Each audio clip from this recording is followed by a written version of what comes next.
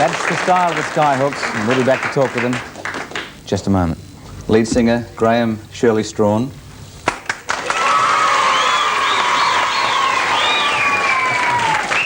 Singer, guitarist, songwriter, Greg McCainch. Singer, guitarist, Red Simons. Singer, drummer extraordinaire, Fred Strauchs. Singer, guitarist, Bob Starkey. Now, I think those of you at home will understand that we have some fans of the Skyhooks in the audience.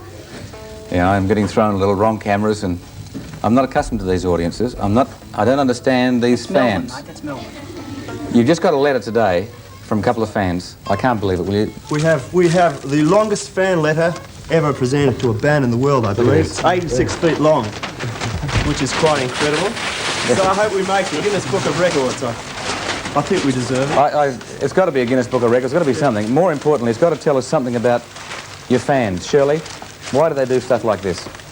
I suppose it's because they like us, I suppose. Why you? Oh, well, I'm just part of the band, you know. Why the band? Right combination, doing the right thing at the right time with the right people backing you. Is that all? That's enough. And you get the reaction? Yeah. Apart from the fact we're good. Modest. But it's all for the love of music.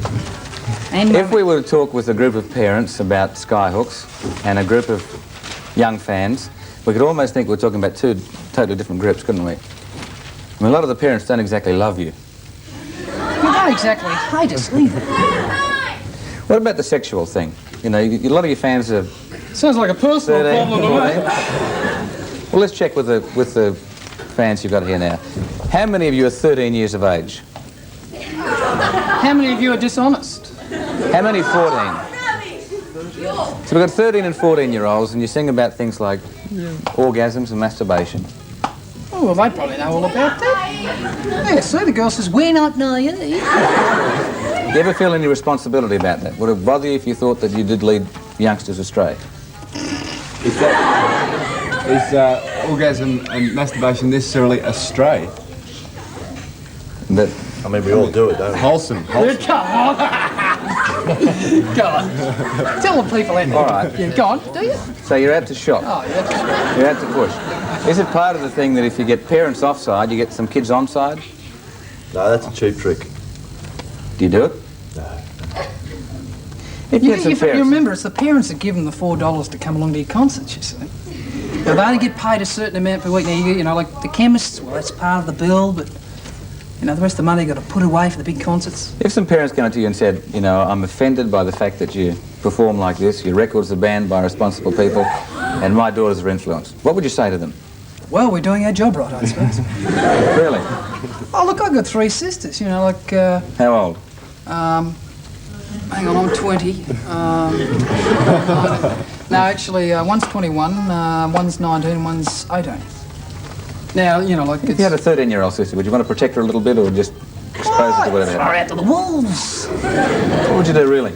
No, I don't, like, it's up to, like, we've sat down, we talk personal things out of it, you know, we can talk openly at home, and like, for what you're doing on a record, it's no different, it's going on around them, it's just it's being brought out to the open and people are afraid of it, you know, it's crazy. So, people like that.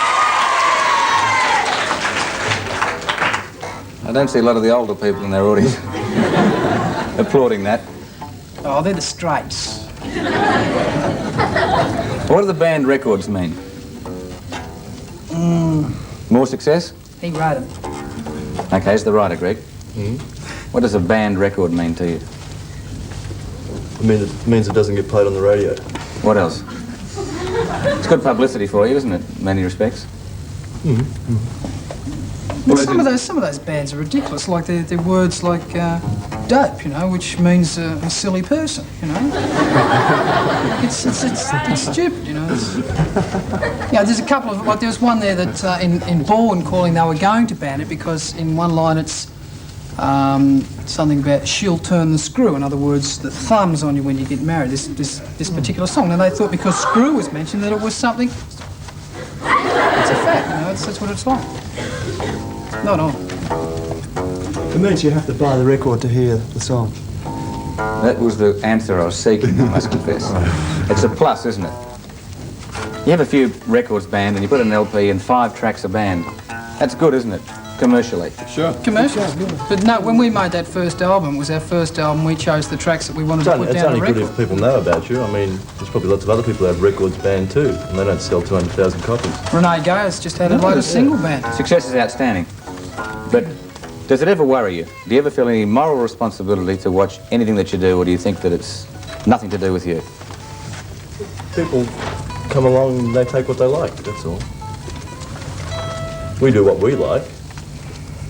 No responsibility, even though you've got fans 12, 13 years of age. Well, they expect it from us. We do what we like. Does that make it right? Well, we were doing it in the beginning. We're not here to make moral judgments, Michael. Not really, no. So it's just sing what you want, do what you want. Yeah. We're doing our own thing. That's where we got to. We've been doing our own thing. Everyone likes us doing our own thing, so we'll keep on doing it, I suppose. You're doing your own thing. Yeah. Everyone likes you. Do you feel a moral responsibility for having us on your program? Hang on a minute, you're not allowed to do that. Do I feel a moral responsibility of having in the You're program? having a live interview here with us, and we can say anything virtually. So you must feel some responsibility if you're asking us In a questions sense, about. you're promoting what Do I really? I wonder. wondering about. Let's take the presumption that maybe what you do could influence young people poorly on the moral side, and we raise some of the questions. What's it going Wait a to minute, you asked me a question. So we raise the presumption that maybe there could be something wrong about it, and an interview like this questions that. Should I feel responsible for that? But I'd like to know. I really don't think people take us that seriously. We're a fun band. I wonder how much fun it is, though. You have, I know in one of your numbers on stage you have a phallic mushroom which explodes. Well, that's the label, you know, we're on the mushroom. Mushroom label. That's Mushroom label, that's our label that we're with. Admittedly, it does look similar to what you might...